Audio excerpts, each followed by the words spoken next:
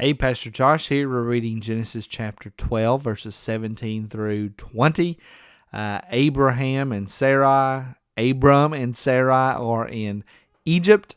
Sarai has been taken by Pharaoh to be in his harem, and now the Lord is going to intervene. The Lord does this. He is so kind, he's so gracious to intervene when those when other people really put us in difficult situations. And so Abram asked Sarai to do what she did, asked her to lie. Now she's there in Pharaoh's house. But here's what the Lord did. The Lord afflicted Pharaoh and his house with great plagues because of Sarai, Abram's wife. So here we see the Lord protecting Sarai, protecting the woman of the nation of Israel. Remember, from Sarai and Abram will come the nation of Israel.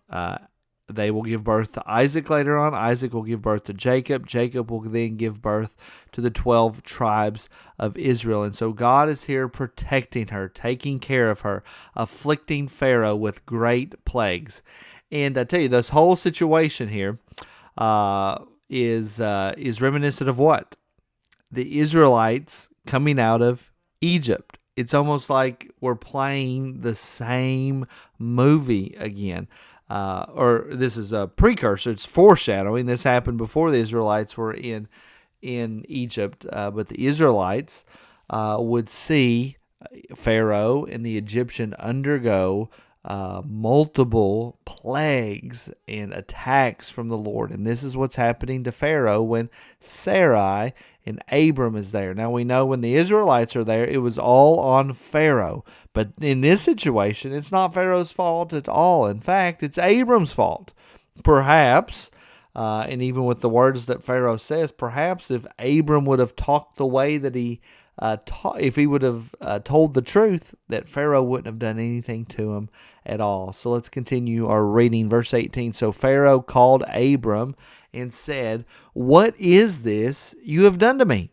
Why did you not tell me that she was your wife? Why? Why did you do this to me? Are you wanting bad things to happen to me?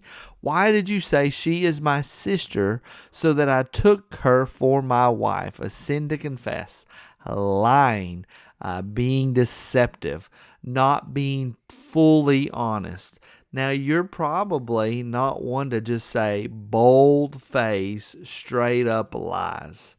But I'm going to guess there will be times that you are tempted to be deceptive, or that you're tempted to kind of leave out a few details, or perhaps you embellish things a little bit. All of those things are sins because in this situation, Sarai is actually Abram's half-sister. Abram will actually say this later on. Well, I didn't totally lie. She is my sister. She's my half-sister. But it's still a lie, right? Because you were trying to deceive them. Abram was trying to deceive them into thinking that Sarai was not his wife at all. And so we got to make sure that we're being totally truthful and honest. That is the way of God. That is the way of truth. To always be truth tellers and to be dedicated to the truth.